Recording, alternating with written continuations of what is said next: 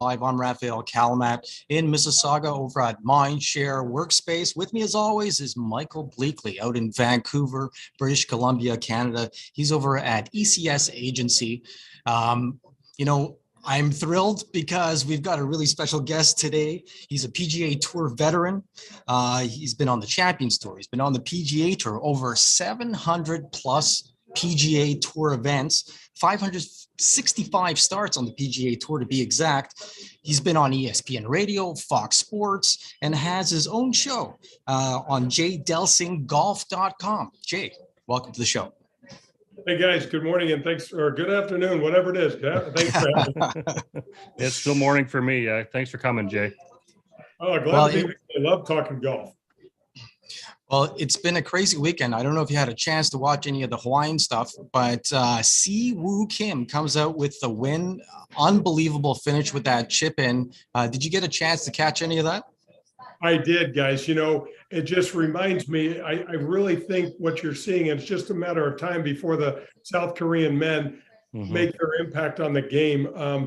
We know what the South Korean women have done to the LPGA Tour and with Siri Pak and, what she started. And now it's, the entire country of South Korea could host, 5 Olympic teams. They're just loaded. And it's just a matter of time, guys, before the men. They're such good players, and it's taken them a little bit longer, but there's some great golf swings and some good young players. Tom Kim, another fun guy to watch. So fun. It's gonna be more to come, I think, guys. 100%. I think Siri Pak and KJ Choi really set the foundation in Korea, and I always joke that it's a religion over there, because I've got some Korean friends here in Vancouver that I play with on the Vancouver Golf Tour, and they are pure golf addicts. Like it's a huge sport over there. Yeah, it's amazing just to watch. Just to watch a different sort of nationality come in and just add to it. It's a great game. It's a global game now. The PGA Tour, the LPGA Tour are truly global entities. And the more the merrier, the better. I think it's just great for the game. Yeah. How about that 3-wood? Sorry, Raf, but that 3-wood on 18, it tees it up 3 inches high, and then puts it in the bunker. For one, obviously he wasn't trying to do that, but he gets it on the green for an eagle putt from there. But I've never seen a tour player tee a 3-wood up like that on TV. Guys, I know I'm going to sound like an old fart, but the stuff that I'm watching is just, it's hard to get your hands around. I mean, from the crazy distances that the guys are hitting it off the tee to just the style of play. If you ever played at Waialae is a very narrow kind of more positional sort of golf. And that's why you see some pretty radical scores, because it's just common Bermuda over there, guys. And you get that ball in the rough. And it's one of the few weeks where the guys on the PGA Tour have to try to deal with flyers. And our generation, we dealt with it every single week. This generation doesn't deal with it very often. And that's why you see Jordan Spieth go from 64 to 75 and have the weekend off, because Waialae, that course, it's tight, it's more positional, but hell, they still shoot the eyes out of that place. They just figure it out. And that 3-wood, I'm like, I could swing under that 3-wood, guys. Oh, yeah. I'd be like, that's not what I'm doing under pressure at all. Yeah. Well, the game has changed considerably, Jay. And, I just wanted to mention that for those who are listening and watching, we're on 17 different platforms right now, both audio and video. Some people might not know who Jay Delsing is. So we could circle back to Hawaii, because I'm sure you got lots of stories. But tell us about your background. Athletic family, went to UCLA, played with Corey Pavin, Waldorf. Who else? Steve Pate and Tom Pernice. There is a fun crew. I'd like to see that college photo. You guys probably had a good time. Tell us how you got started. Athletic family. Your father was a MLB player, played for the Yankees as well, and the Chicago White Sox, I believe. So tell us how you transitioned and coming from that background. And Ralph, you do not want to see those pictures. They are every one of us had an afro, which you can imagine is we'll start and leave it there. But yeah, you know what? I came from a sports background. My dad played about 9 or 10 years in the big leagues. He played in the Yankees in '49 when they won the World Series. He played for a minute here in St. Louis, and then had probably his best 7 years in Detroit. I have 3 older sisters. One of them was born in Detroit. And I was just always wanting to be, I figured I'd be a professional baseball player. It's my first true love in my life. It just, you know, it didn't offer me enough. Back in the day, we didn't have a lot of money, and I was the 4th of 5. So it was just like, well, here's a tiny little house you live in. Get the hell outside and figure out what to do, you know? And then the baseball was hard because you had to organize the entire neighborhood. And then nothing would piss me off more than the shortstop leaving in the 3rd inning because they had to go to dinner, you know, and there goes your game. So I want to gravitate into golf. My dad played. He wasn't a very good player, but he's a good athlete. So the more he played, the more he figured it out. So I just grabbed my mom's clubs and started hitting balls, and it just kind of really, in terms of having a charmed life, guys, it couldn't have been any better for me. I got a scholarship because that was one of my first goals. I didn't want to have to pay for college. If I had to, I probably wouldn't have gone. So I got a scholarship out to UCLA. We probably had maybe the best golf team of all time for a couple of years there. Jay Haas and Curtis Strange like to give us a little shit about that. But anyway, we won a lot of tournaments. I really learned how to play. Played a ton of golf with Pavin. He was College Player of the Year. When I was a senior in high school, he was College Player of the Year at UCLA. So, man, I played with him every minute I could and watched and picked his brain and learned. And, you know, didn't have a lot of lessons growing up and or a lot of polish. And so UCLA was kind of where it all happened for me. And it was a dream come true. I got my degree in 4 years. I graduated and then got my card the next year. And you know, then it really began, because you thought you were kind of hot stuff in college when you were an All-American, or a couple of years you were an All-American, and now you look around and, you know, I can remember the driving range, the first range I got to, there's Tom Watson right next to me, and you know, and all of a sudden nobody gives a damn if you were a college All-American. You know what I mean? These guys were good, and so it was. I can't imagine you could have a guy that would be any luckier than myself on your show, guys, because I have 4 children, 4 daughters, love them fiercely, deeply, and golf's provided at an extremely high level for all of us, and continues to do so. So I love to try to get back. I love to try to grow the game. I love to try to tell the stories and just, you know, let people know, you know, what other sport raises the kind of monies that we do, guys. Right. Yeah, it's just ridiculous. On my show, I call it a charitable, societal powerhouse, because when you're in need, there's golf tournaments that help raise money and things like that. And it's, you know, one thing you may or may not know, guys, the PGA Tour, we've raised over $3 billion since its inception. And every year we donate more money to charities than the MLB, NHL, NBA, and NFL combined. Wow. And we should advertise that more, because I'm really proud of that. I have a tiny little sliver of something to do with that, but it's a cool thing about our game. It speaks to us that love the game and us that want to kind of perpetuate that story. Yeah, that's something that maybe a lot of the younger generation who are getting into golf in the last decade may not realize the charitable contributions that the tour makes, from Shriners to various medical facilities. It is truly amazing. You know what's interesting, guys, is whenever you, from a business model, there's a 501c3 arm, which is a charitable arm here in the States that the PGA Tour has half of. The other half is a for-profit entity.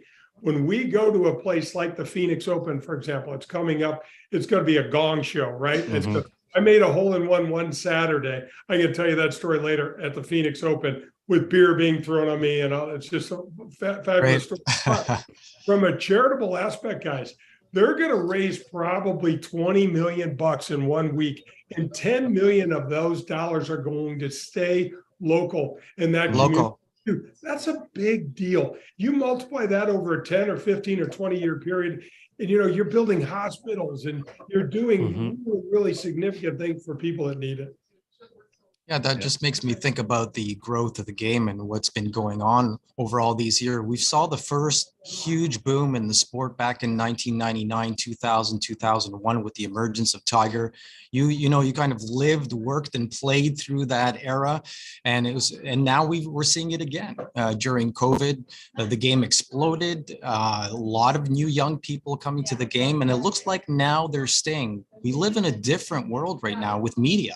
Everybody's covering the game. We've got all the different podcasts, boys like Good, and different shows playing with players. You're seeing contract endorsements with companies like Callaway signing with people who play golf as a hobby to promote the game and have fun.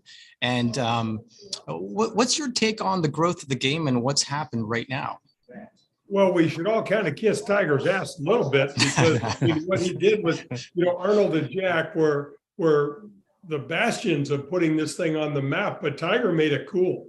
Yeah. Tiger put flair, and Tiger put a Muhammad Ali-esque, I'm not only going to beat you guys, I'm going to bury you, and I'm going to do it with as much flair and as much drama as I can. And unfortunately, guys, for all of us that tried to beat him, we all kind of knew that too, you know? Right. It was kind of like playing poker with a guy that was dealt 3 aces every hand. You're like, well, maybe I can catch that 4th king, but it's not very likely. Yeah. And it was just wonderful to see. And what he did also, guys, is he broke down some barriers that Curtis Sifford and Charlie, all these old Lee Elder, American guys that started, and Tiger enhanced that. And frankly, from my view, I didn't care at all what color Tiger was. I didn't care if his hair color, anything. I just tried to figure out how to beat him. Mm-hmm. And when I look at the world in general, we're a better place to have more opportunity. We're better off. I don't care if, what color your skin is. Come on in. Let's try this. Let's see what happens. The Koreans come in. That doesn't matter to me, and it never really has. What matters to me is this platform for competition, this platform for even exhibition to a point, guys. Because you look at the shot Tiger hit at Glen Abbey back in I think it was 2012 or something, when he beat Grant Wade 2000. Yeah, 2000. Yeah, that was out of the bunker. It's just remarkable, that kind of. I mean, I've been in that bunker a lot. I played. I was standing right there when he hit it. I tried to hit a hybrid out of that bunker to replicate his 6-iron, and there's nowhere near the success. Guys, I was just going to say, there's only a handful of guys on the planet that would even attempt that shot, much less pull it off. But if you watch that and you watch the way Tiger performed, he had this done in his mind ahead of time, guys. Yeah. He knew the outcome. He didn't exactly know how it was going to be, but he had played and seen this movie before. And I tell everybody, he was a stud. I mean, I can remember watching him at Pebble Beach fly his 2-iron on the 18th green from 272 yards. And guys, that's right smack dab at sea level. That ball goes anywhere. Oh, yeah. Just being able to flight the ball, high, mid, low with all his irons. We're not just talking about, having a specific stinger shot. And in addition to that, he's the first one to bring in, the physical, the mental side of the game, incorporating that with maximizing on technology, as well as, being able to, practice like an Olympic athlete, and it elevated everyone's game. Mm-hmm. It brought things to a brand new level, and everybody has him to thank for. We got to thank him for all of that, Mike. Definitely, we're still seeing the fruits of the growth of the game, because all the young generation that grew up thinking golf is cool, watching the amazement of Tiger, they're all coming into age now. So I think over the next 10 years, we're going to see a lot more young players still maturing into the game. And he brought the athleticism, and that goes back to Earl and Cultita. Like, we all know about Earl, what he did to give Tiger a foundation, but his mother taught him how to meditate and really gave him that burning internal fire to want to crush his opponents. Like, so there's a lot there, and she doesn't always get the credit. A lot of people may not know her influence on him, but she really helped brew a killer instinct in him.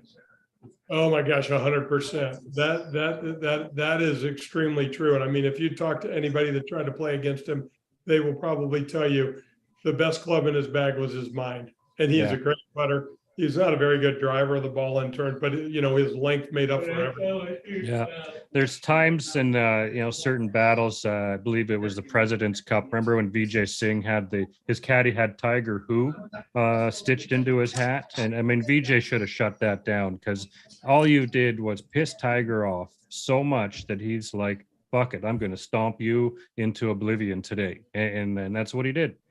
Guys, ask Stephen Ames how it went down at La Costa. That's all I'm going to tell you. He was, what was he? 8 down after 9 holes. Just ask him. You don't want to give this guy any sort of locker room fodder. You don't want to give him any sort of extra incentive to whip your ass. It will be thoroughly and totally whipped.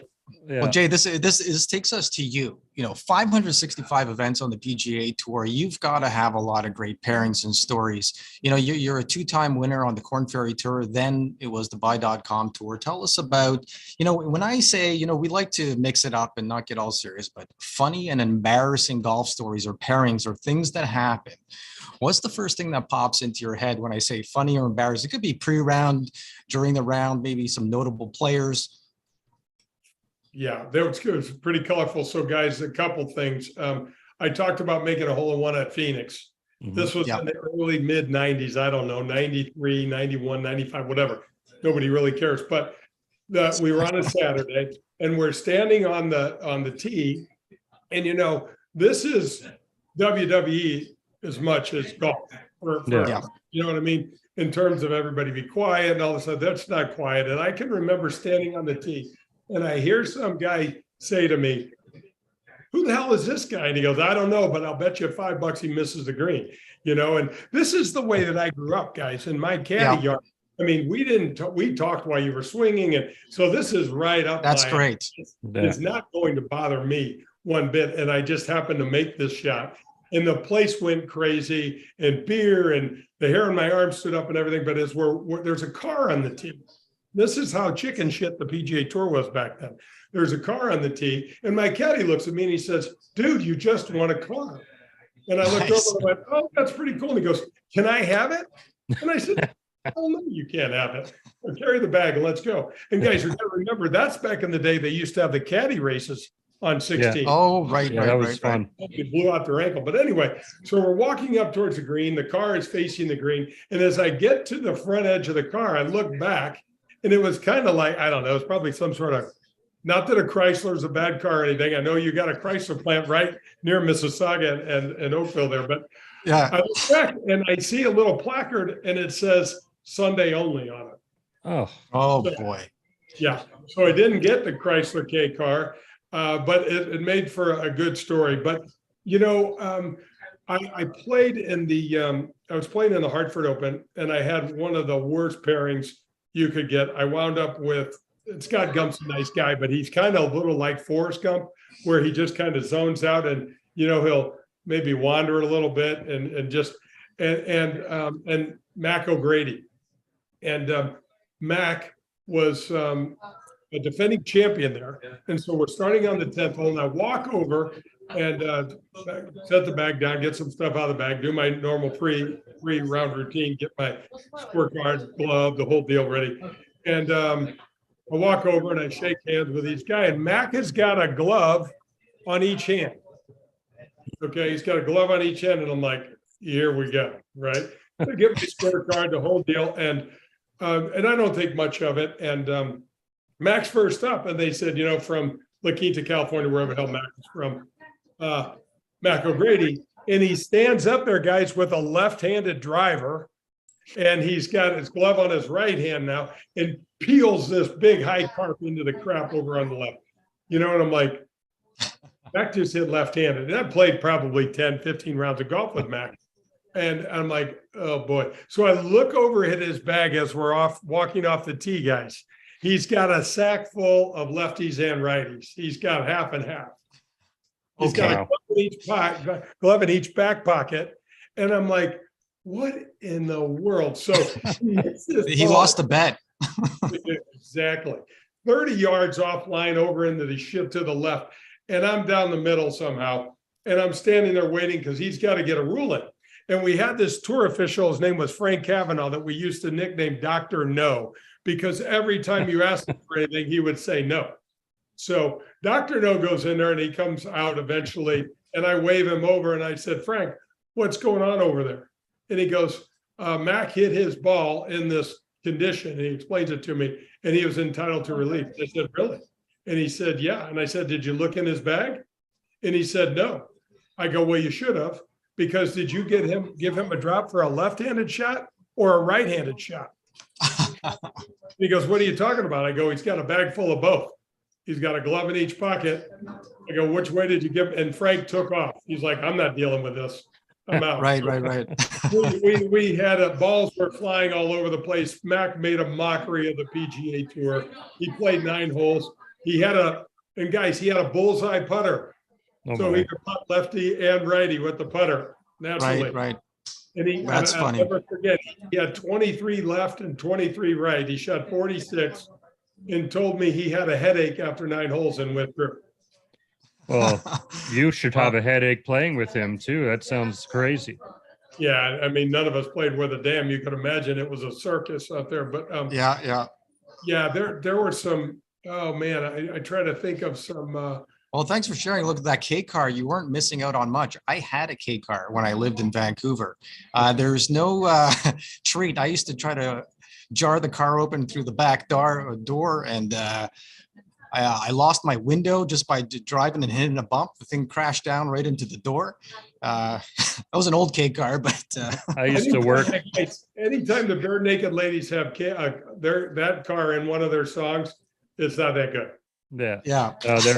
I used to, when I was 15, I worked for a fast oil change place here called Mr. Lube. And when those things came in, like it's like a sewing machine under the hood. I always laughed when I saw them roll in. Yeah, guys, another funny story, playing Raf at the Canadian Open up in Oakville at Glen Abbey, and I'm playing with Fuzzy. And it's on a Sunday, and we're probably an hour, maybe an hour and a half from the lead group. So we're having a nice tournament. But when you play with Fuzzy, it is like, it is the most relaxed. This guy's whistling. And so I get to the tee to get ready to do my pre-round shot stuff. And he's already there telling jokes. And we've got oh my gosh, this is a funny story. An entire group of men and women across the country die to be starters. So they get to announce the tour player on the first. So they're right in the middle of this. So this fun, nice Canadian man comes up to me and says, my name's so-and-so, and I'm your starter today. And is it okay if I announce you from St. Louis, Missouri? And I go, you can just announce me. I don't care where you announce me from. That's where I'm from. That's just great. And then Fuzzy's standing right next to me, and Fuzzy looks at him and says, I don't want to be announced today. And the guy was just horrified. All the color leaves his face. And he says, I've been waiting for a year to do this gig, and I'm going to announce you. And Fuzzy says, if you announce me, I'm going to hit in the middle of that announcement. And Fuzzy's the first up. And I'm thinking, shit, I got to be the second up. What the heck? So we're waiting, and Fuzzy there's probably, how the first tee gets, it gets pretty nice. So this was before they swapped the first and the fourth. First to the fourth, Yeah. So we're still on the old first, which is the current fourth. So the one that comes in right along just right of the drive as you come into Glen Abbey. So Fuzzy, of course, so as soon as Fuzzy says this, he walks up to the tee and tees his ball up. So he's ready to go. And Fuzzy's pre-shot routine is like 8 seconds. He's ready to roll at any given time. So, and I will tell you this, guys, on a serious note, Fuzzy Zoeller was one of the best driver of the balls of all time. You don't win the Masters anyway, and a great player. And one of my favorites to play with because we'd whistle together, tell jokes. Anyway, so he's working the crowd and all of this, telling Monica Lewinsky jokes and all this at the time. And it's nearing our start time. And I said to my caddy, man, this is going to be weird. I don't know what's going to happen. So the process looks something like this. Let's say, you're supposed to tee up at 12 noon and it gets to be 12 noon and the starter says, ladies and gentlemen, can I have your attention, please? Right. Now on the tee that, welcome to the what was it? 20, I don't know, maybe 2010, 1995, whatever it was, Canadian Open sponsored by, oh gosh, they've had a few Royal Tire. I think it was up there. Anyway, Bell has been a big time sponsor. I'm screwing up this story, mate. That's all right. But as he starts to say that, I see Fuzzy just stop his story and he runs right towards his ball. And I'm like, this is going to be kind of like an Adam Sandler, Happy Gilmore. Right. The guy says, on the tee, and you hear this, the ball's off. It's out. Yeah. That's Everybody crazy. is laughing, and the ball, of course, is right down the middle. And I'm sitting there thinking to myself, how in the hell what am I going to do? Yeah. Right. I'm just trying to hit it somewhere. But those are some of the funny kind of stories that most of the stories I can't tell you that are. Sure you can.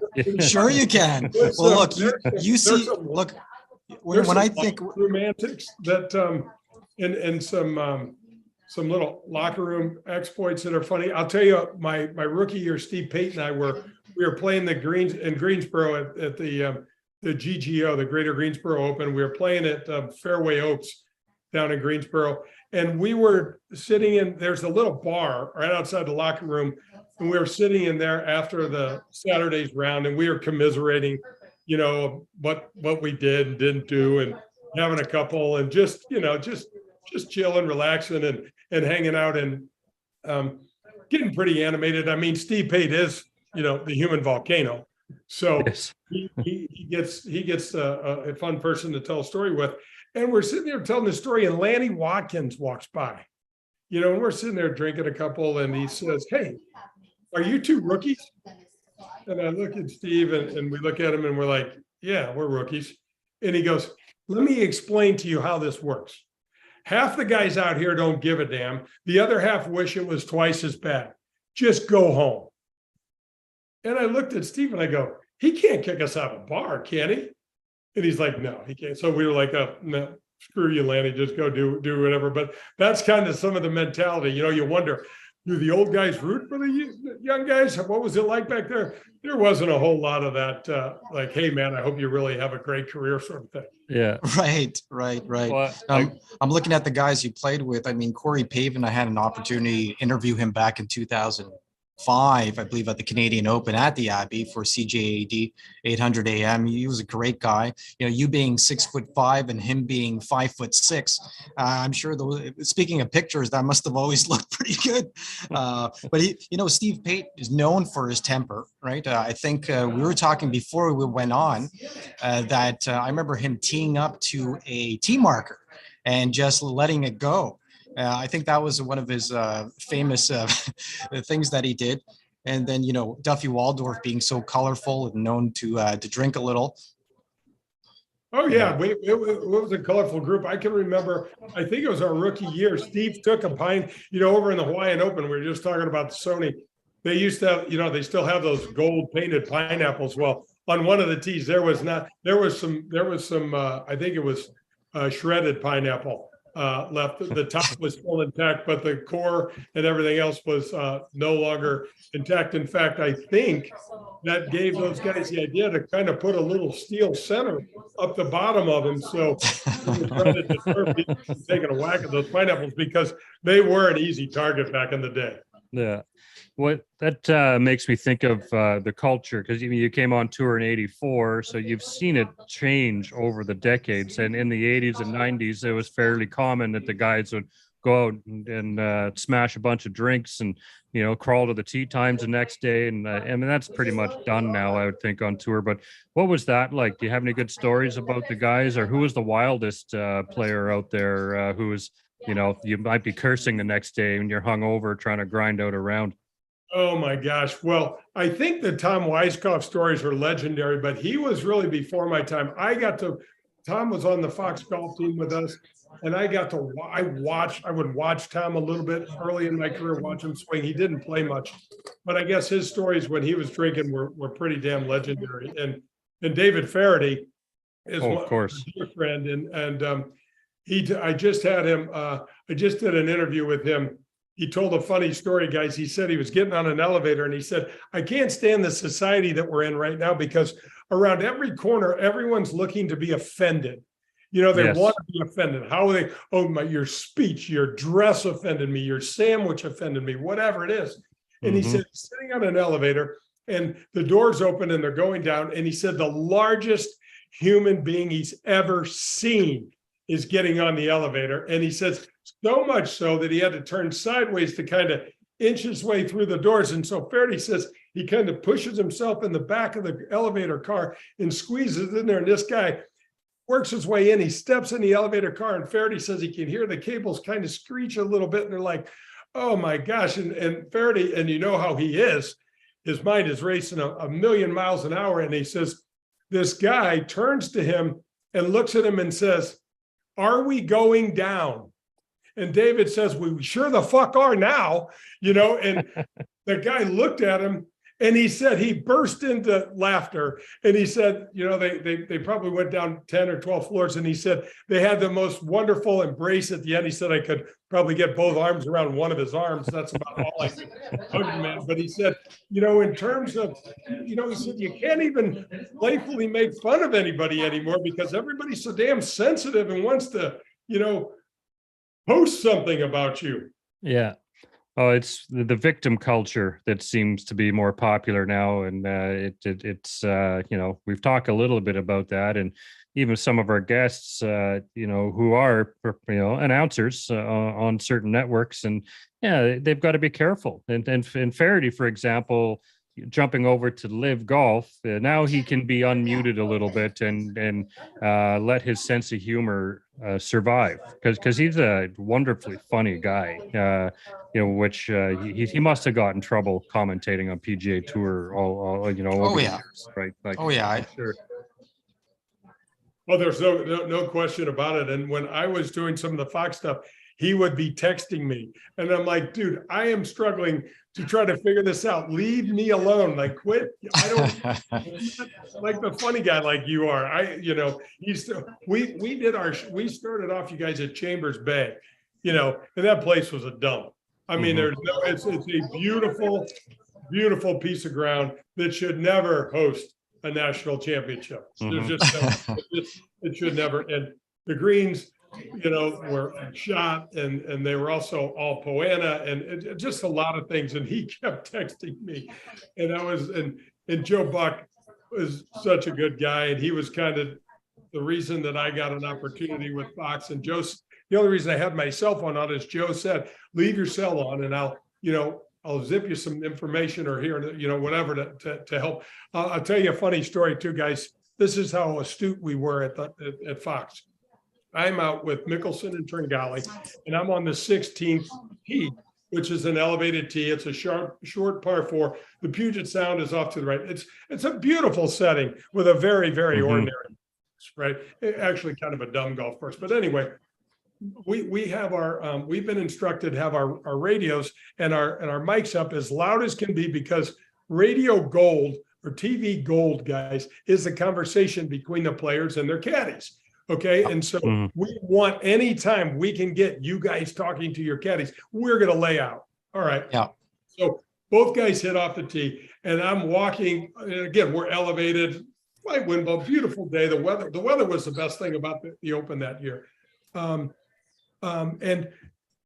as Mickelson hits, we're walking off the tee and there's a seagull that comes in, guys, and he is squawking. And in my ear, it is so loud. And we're live. We're on national TV. And Greg Norman, as you know, was our lead analyst at the time. And he says to Joe Buck, he says, Joe, you know what I love the most about the great Northwest is all the bald eagles. And I'm like, I'm looking up, I'm like, that's a rat with wings, that's a seagull. That's no damn bald eagle. And I'm thinking, oh boy.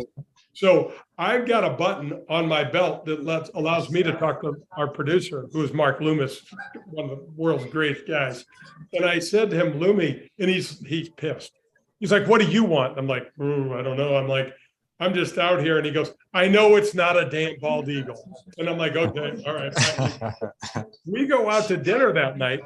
And it was funny because Greg would always, Greg's got such a good personality most of the time, but he seems to pull back, and try to be this Hall of Fame guy too much or something. But he's an incredibly ripped guy for body, 67-year-old guy. He's ripped, but he also wears a shirt, guys, that's like a medium blouse. It's tighter than hell in his arms. We're around having dinner, and Loomy says to us as a team, guys, let's call golf. If you're going to call something outside of golf, make sure you know what the hell you're talking about. And the whole table kind of looks over to Greg, and Greg's like, what are we talking about? And guys, we also had Holly Saunders on.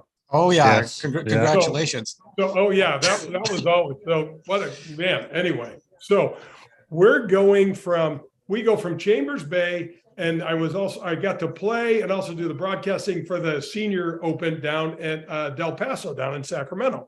So we do that, and that was kind of fun. And then we go do the Women's Open. It's in Lancaster, Pennsylvania, which is Amish country, right? Yep. And Fox put us up. Fox treated us great. They put us up in a beautiful little bed and breakfast, wonderful place to stay. We're well appointed, just a beautiful place to stay.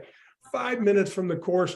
And we were playing Lancaster Country Club. It's a great old golf course, right? And Women's Open, we don't know, guys, we would have a 4-hour pronunciation meeting because then I'm sitting there going, because we're trying to phonetically say these women's names. We want to get it right. We want to. Yeah. There's this one woman from, I don't know where she was from, like Thailand or something, and she had like 5 Ks in her name, and I'm like, oh yeah, praying to God that I don't get her. I hear you, Jay. But in the mid 2000s, I was doing talk radio on AM talk radio for sports, and it was a lot of Korean players, and it was tough. I had to go through it and pronounce it. I had to make some calls, look it up. Oh man, it was crazy. So anyway, I'm going into the course on Saturday, and I get a text from Bucky, and he says, "Make sure you go by Holly's room and give her some shit." And I said, about what? He goes, you'll know. And Holly's a pretty easy target anyway. So, and we get there an hour or so to start prepping, walk the course, look at the pin placements, whole location sheets, stuff like that. Holly's getting made up, hair added, her hair's added to her other hair, all sorts of crazy. And I always get along great with Holly. And I said, so I walked by and she's got 6 people, and we're teasing and there's all this going on. And I said, and how was your night last night, Holly? And she holds up her phone and goes, look at what happened. And on her phone is a picture of a piece of wood. It's got a couple scratch marks in it. I go, what the hell is that? And she says, that's the ghosts.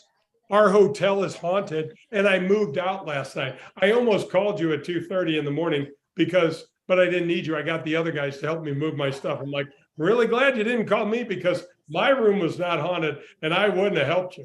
And I said, by the way, if our hotel was haunted, couldn't they just gone through the door? That's right. It's like, oh man, I'm really glad I didn't talk to you. You wouldn't have helped me at all. I'm like, no, we would not have done that. No.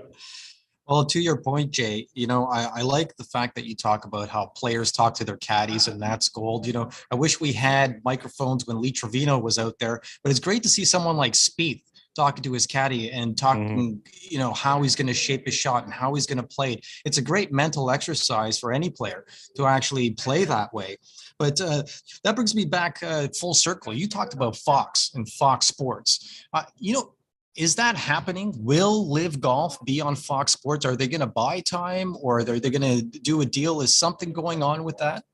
Well, Fox has FS1, and so they have the major network, and then they have FS1, and those kind of can get fed back and forth. But guys, I mean, the only way would be them buying time. I mean, think about it. Rupert Murdoch and his team bought the USGA franchise from NBC Sports for $1.2 billion. And that was 7 or 8 years ago. And after 5 years, got bored and sold it back to NBC for 40 cents on the dollar. What are we talking about here? And Greg said a deal was imminent, and that was in November. It's January. We haven't heard one thing about it. Now, right. I hate Live. I hate the fact that they've blown the tour up like they have, but we are talking more. I'm getting interviewed. Not that I give a damn about being interviewed, but I love telling the game, talking about the game. I love trying to grow the game. And Live Golf has made us talk way more golf now than we ever have. Yeah. I love that fact. It's great for podcasters, that's for sure, because there's a lot of opinion on it. It's a really in-depth topic. But my question to you would be, if you were in Jay Monahan's role last year, would you have done anything different to maybe, prevent Live from blowing up the tour, maybe allow a few more exemptions per year for guys to jump out and play other events? Like, is there anything you would have done? I would have, and I love Jay Monahan. I don't need to say that, but I don't like what he did here. I don't like the response. If I would have been in the commissioner's chair, I hope, and that's a big hope, that I would have had some really smart friends and associates around me, and we would have just tapped the brakes and said, hold up here. We're not going to say anything. Let Greg flex his muscles, do his thing. Guys, it might have come and gone as quickly as it arrived. But what we did was, in my opinion, again, too knee-jerk. We copied some of the things. Now, Mickelson is, Phil has jacked everything up. He's not wrong about everything, but he's wrong about a lot of things. And one of the things, first of all, no player should or could own their rights if they want to play a major sport. Can you imagine if the great one, Wayne Gretzky, owned his rights and we had to go through him to watch the Oilers play? Yeah. Or if Michael Jordan owned his rights and wasn't part of the NBA and the Chicago Bulls, boys, it just doesn't work. Yeah. Yeah. In order to be able to sell the NHL, we need Wayne Gretzky so that we can get Ford on board. They don't care about Jay Delsing, but they care about Wayne Gretzky. We just happen to all be in the same organization. You can't own your own rights. Now, NIL stuff and the what are these things that Mickelson was so not NIL, because that's name, image, likeness. That's for the NCAA amateur side. The NFTs, I think the video links and things like that, guys, that have now become valuable. That's a different story. But those are such a new animal that we haven't even been able to get our hands around those to find out what they're worth and how to market them. But guys, we just moved from our old media contract to our new media contract. There was going to be shit tons of money dumped into the PGA Tour, wasn't it? So Phil's taking credit for all of these elevated events and elevated purchases. Come on, man. I think it just expedited everything. In some ways, I think that things have sped up because of the controversy, because of the new tour. They pulled out all the characters. I mean, the guys who really bring eyeballs to the screen got all pulled from Live. Whether it's Dustin Johnson or Koepka or DeChambeau, these guys are, the characters of the game. Right. So they pulled all, supposedly the bad boys out, but not really. And did the best they could. Greg, everyone knows, has been trying to do this since the early 90s, and he's always been kind of controversial. However, this has created a little bit of competition. I'm going to follow all golf just because I love golf, and I'm going to cover it in every different way possible, no matter how it's shown, and not taking anything away from the PGA Tour. But I think it's a better product now because of Live. I agree with you, Raf. Yeah. Competition's never bad, but tap the brakes a second on competition, because typically you're talking about a business that's in doing business to try to make money or in some fashion. That's not what live is. Mm-hmm. That's not what live is. Or maybe you can explain to me their business model, because I'll tell you what, they're 1 week away from the Saudis losing interest to being gone. Right. I mean, I'm not saying they won't honor their contracts and things like that, but I mean, what is the plan?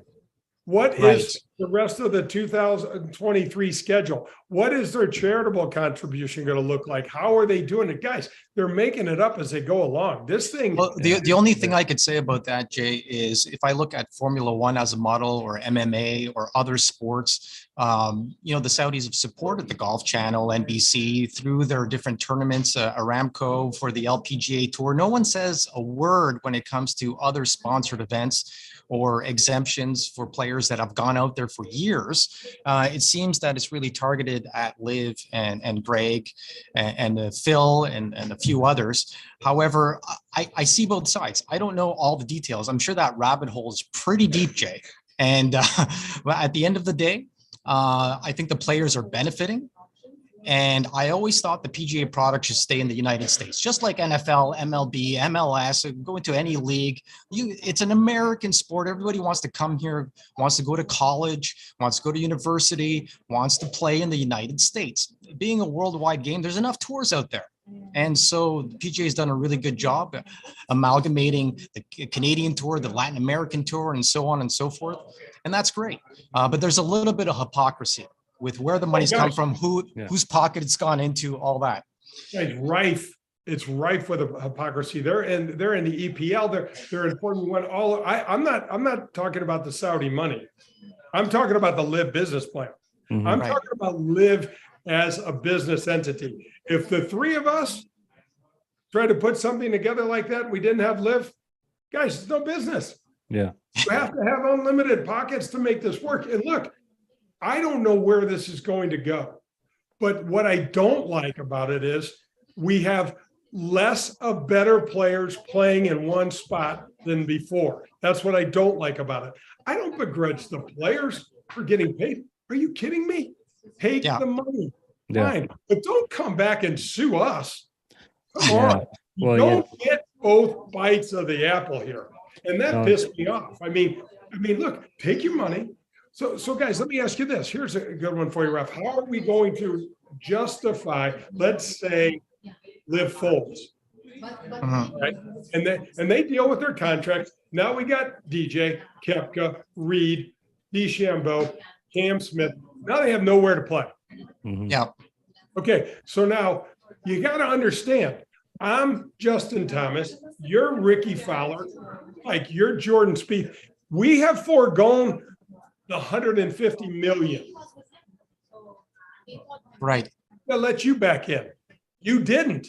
You took it. How are we going to do that? And I don't know the answer to that. Yeah, that's going to be.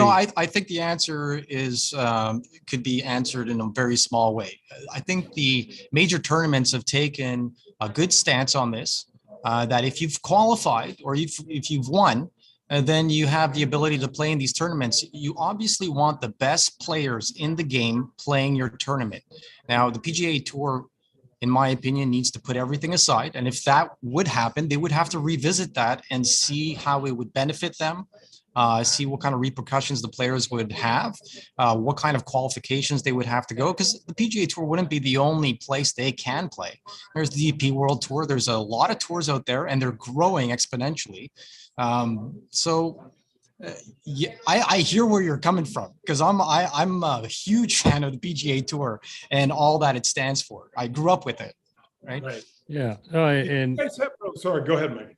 I was just going to say, I mean, we're all huge PGA Tour fans. I am curious to see how Live folds out. I do recall reading about their business plan, and it was vetted by an agency in New York. I can't remember the name of the company. I'd have to look that up to confirm who did it. But they gave thumbs up on the possibility of this business plan being profitable.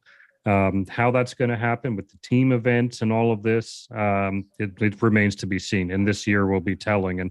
And Jay, you mentioned they do seem to be flying by the seat of their pants, because they've, from their first event in the Centurion Club in London, they pivoted quite a bit into what they're doing, which is a startup. They do have flexibility and very limited policies in place, so they can be flexible. But how's it going to mature from here? And the YouTube thing, I hope they keep that up, and I wouldn't even mind seeing the PGA Tour broadcasting on YouTube aside from along with TV as well, because I thought a lot of the younger generations, they don't even watch cable like we grew up watching, right? And some of my employees with my business, they're in their 20s and they don't have cable subscriptions, never have.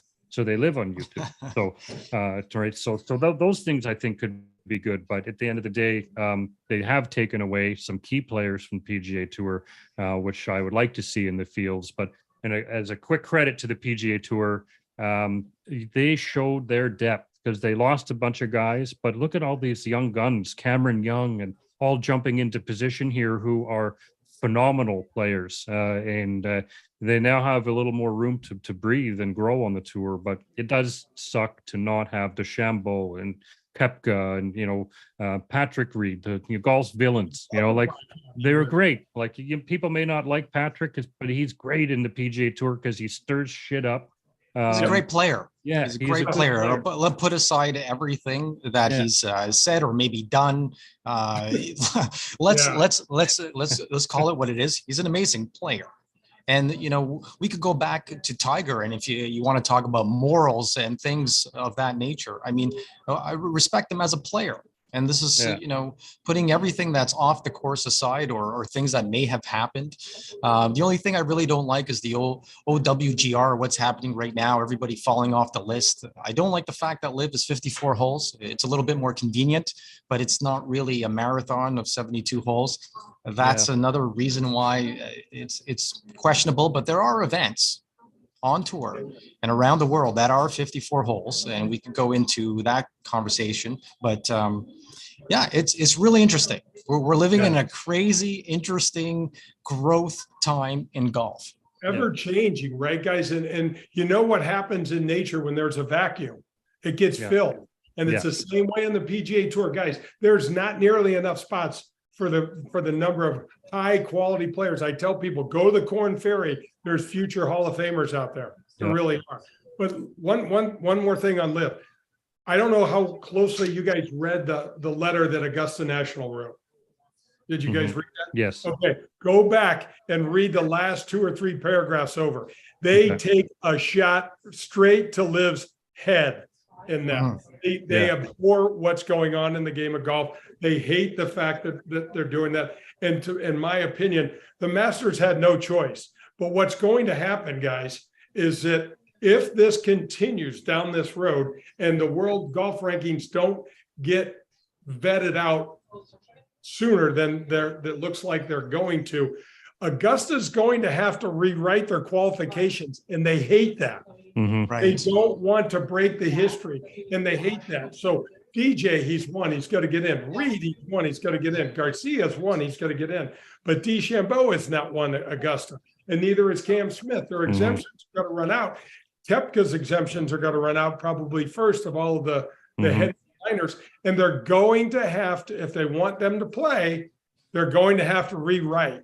And I'm not saying they shouldn't, but I just know that entity, they hate it. They don't like to be forced in. Yeah, that's right. And the Masters Committee does not want to be forced into making any decisions, as we've seen in the past with Martha Burke and protests and all that, and women members. Like, they're going to say, F you, we'll do this on our own accord, not succumb to pressure, and which is great. I'd like to see an organization standing up for their opinion and their values, and not buckle to media pressure or there's social something to justice pressure. Mike, you're so right. There's something to be said about the tradition and the tenacity of the sport and how it's grown, and it being over 150 years old, and how they stick to certain values. And that's fantastic. Wait, let's go on a lighter topic here. This was a great conversation. I could go on for a long time about this. I need to say something real quick though, Raf. What I love about this, you guys, and which we've lost in our society, is I can be 100% diabolically opposed to everything you're saying, but it doesn't make me not like you. That's right. Exactly. What's happened to our world where we can't have a lively debate and go, you're still a good guy. I think you're just dead ass wrong on this. You know, it doesn't matter. Yep. Maybe you need to run for president, Jay.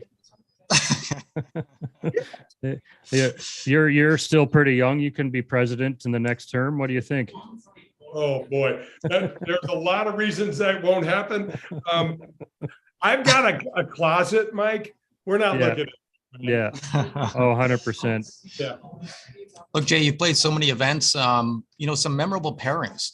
Can you mention, just rattle off some names? I know you played with so many guys and it's hard not to mention, but some of the ones that might stand out when you came out on tour, and maybe you played with somebody, or later on in your career where you you knew that it was a special time to play with this guy. Oh, guys, I've had the privilege of playing with Jack Nicklaus. I got to play with Arnold Palmer 3 rounds in a row down at Bay Hill in a non-tour event. And I can't share any of those stories with you, but they're wonderful. And I will say this, the coolest thing happened to me when I was 18 years old. I just went from St. Louis to LA on my UCLA scholarship, and I'm standing on the putting green at Bel Air Country Club. We got to play there on Mondays and Fridays. And guys, I'd never been to a place like Bel Air before. It's where all the movie stars hanging around. I'm like, I don't know exactly who that guy is, but he looks real familiar, and it was like Robert Stack or James Garner, all these guys. Wow. And somebody taps me on the shoulder, and in this voice that's crazy, eerily familiar to me, says, "Young man, would you care to play 9 holes with me?" And again, I'm 18. I've been in LA for probably 3 months. And I turn around and it's fucking Sean Connery. Oh my God. And I went, this is James Bond. It's James Bond. It's 1979. Right. I'm like, dude, I'll caddy for you, whatever it is you want to do. So we went out and played 9 holes, and it was probably the coolest. I was just like, I think we should keep playing. And he goes, it's pitch black. Man, I can't see my ball. I know I can't either, but I don't really want to go home. I don't want this. Right. This is just super, super cool. How was this game? It wasn't bad. He loved the game. He was probably about maybe a 12 or a 13. But dude, he had the accent. I was like, this is the movie. His Odd Jobs, peering around the corner, winging his hat at us. Yeah. Right. It was just really surreal. But you know what, guys? Going up to the AT&T Pebble Beach and getting to play with Dr. J, or getting to play golf. I'll tell you a fun story. I'm playing with Tommy John, who is an old pitcher for the New York Yankees, great guy and a really good golfer. And we're paired in a foursome together. It's a 4-ball. He wasn't my partner, but he was playing with another pro. I think it was Bobby Watkins. And those guys were moving up the leaderboard. They were really playing well. And then come down the stretch, and the guys were actually playing at Cypress Point when we would get to play Cypress Point as part of the rotation. Ridiculously cool. And I just noticed this huge change in Tommy's demeanor. He's all of a sudden so uptight, can't breathe, can't swing, can't putt, can't get it in the hole from here. And I'm watching and I'm like, this is a man that's getting out professional hitters, can't throw more than 82 miles an hour. And so we went, and he's a wonderful guy. Sat down with he and his wife. We had lunch afterwards. And I just said, do you mind if I ask you a couple of questions? I'm just really, and he goes, hey, ask me whatever you want. I said, I just watched what happened today, the last 6 holes, and I felt so bad for you. And he's like, not my arena. I got a 3-2 count. And I got Reggie Jackson up. He's getting a curveball. It's down and away, and I'm going to get it. Right. I don't know how the hell I'm going to get this 3-footer in. I can't feel my hands. I'm breathing like crazy. My knees are shaking. The wind's blowing. All I can see is, miss. And I can't, And so it was so interesting to watch these guys love the game, but not be their sweet spot guys and not be able to perform. And it's right on down the list. Some guys are better than others. We've had the match get a glimpse into Aaron Rodgers, who's got a really good golf game and did some really cool stuff. But it's just different when you take these competitive alpha dogs, throw them on a golf course and go, good luck to you. And all of a sudden they look like ordinary human beings. Yeah, no, it's fun to watch that actually in these pro-ams because, you see like Michael Jordan, for example, we know he's, an absolute golf addict. And I was so dumb years ago when he retired. I'm like, I think he might try to go play professional golf because he's got that drive. And then it's like, no, he has no chance. When you see his game. He talked a lot about that. Yeah. He had that fire for a while. Yeah. Like, I'm going to practice. We're like, dude, we'll send a car for you because if we got to play you on 1-1, we're going to lose 10-0. Yeah. But if we're going to play 9 holes with you, you're going to lose 10-0. Yeah. Yeah, it's a different mindset. He's not used to doing that at all. Yeah. One of the things I want to talk about, Jay, is what you're doing these days. Obviously people get in touch with you or listen to you on jdelsinggolf.com or ESPN, or sometimes you're taking care of the majors with Fox. What are you doing these days? Are you doing outings still? I do a few outings. COVID's actually killed my outing business, guys. I used to activate for the US Open and for the Masters, and then no spectators and things like that. Just taking that business. I opened a wine bar called Wild Crush with a partner a year ago. And so I've been, I figured, hell, I sat on the other side of the bar often enough. I ought to be able to be on the other side and figure that out. So that's been a real challenge. But I have the Golf with Jay Delsing show on ESPN. It's really been fun. We're starting our 5th year, which is crazy, but I've like you guys been so fortunate to have a lot of fun guests, and we're just doing what we're doing now, talking, telling stories. The stuff. I'm not trying to help anybody to hit a better 5-iron, through a radio show. That's going to be like, next, let's go, listen to music or something. But it's been really fun, and we're kind of like a Seinfeld episode, my show, guys. You start off with kind of golf centric, but then we might be talking about a cheeseburger that we had, a couple weeks ago or something stupid like that. But that's great. We try to get the guests engaged and hell, we're just a bunch of, hillbillies back here trying to have some fun and talk golf and entertain people. And that's the beauty of this medium is there's no commercial breaks. There's no format we have to follow, and it's really just talking golf and talking shit with our guests and providing some another side of a story of a player or analyst that you just don't see, right? Especially the guys on Golf Channel, they're specifically reporting a task, and it's nice just to hear stories from all you guys.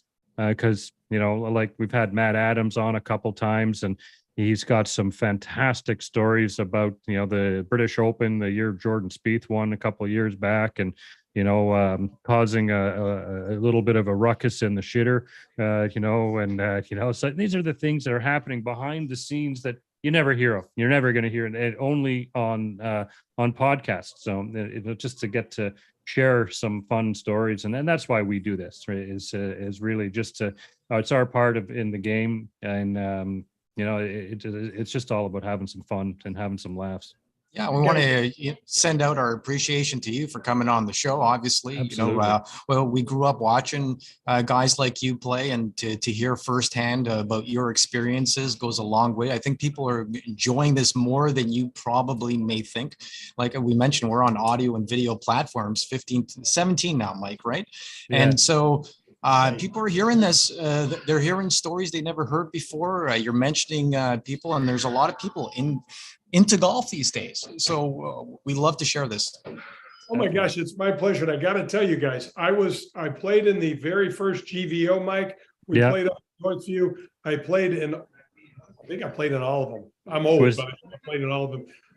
I got to tell you, every single time, I have dear friends from Bernie Federko to some of these guys have played in the NHL that I'm so privileged to call friends. The Canadians are such wonderful people in general. And then when it comes to golf fans, I always loved playing in front of the Canadians. And I felt like they really and truly turned out and appreciated the fact that we were there. And it was was a real pleasure. I got to play at Royal Montreal and play in the Canadian Open as it moved around some. Yeah.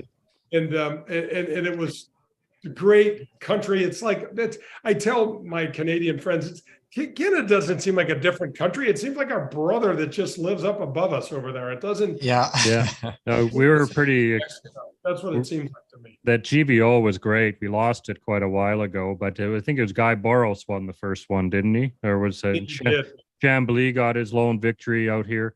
And that was the last time I saw Payne Stewart in the flesh was out at that event. Right. So it's sadly missed and probably would do well out here again. But we have there's trouble with the Canadian Open on the West Coast. And from what I've heard from internal sources is it doesn't make a profit out here. So the greater Toronto area has got a lot larger population and they turn a profit, and the RBC, the current sponsor, won't have it out here. So logistically it's going to be a problem. But so yeah, we do have the LPGA Tour coming for one of their majors this year, so which is going to be great at Shaughnessy Golf Club. And so yeah, we look forward to that. But yeah, we definitely played the Canadian Open at Shaughnessy. Played. You were there. Yeah. Did Calc win or Ryan Moore win? Somebody, I don't know, but man, what a hard golf course! What a hard first hole. I still don't think I've ever parred that fucking first hole out there. Yeah, well, I've beat you there. I've parred it a few times, but it's all downhill from that point on. Everybody else beat me too, Mike. I get that. That second hole has my number on it, and the back nine, I just can't figure out that back nine. It just lays the boots to me every time I play it. But yeah, I'm in that camp. Yeah, I remember Stuart Appleby wasn't happy about it either. He was bitching about the rough, and there's a lot of guys, were complaining that year. You want to hear a lot of whining, just wait till the tour players don't play well. When I got to do TV, one of the things that was so interesting and helped me and would have helped me when I was younger is to watch the good players play bad. Yeah. Because when I was playing, I had my head down trying to figure out where the hell my ball was going, and I didn't get to see that their hooks looked just like mine and their missed 3-footers looked just like mine. I didn't realize that. Yeah, no, it's good to see them struggle. Makes us amateurs feel better too. No, that's great.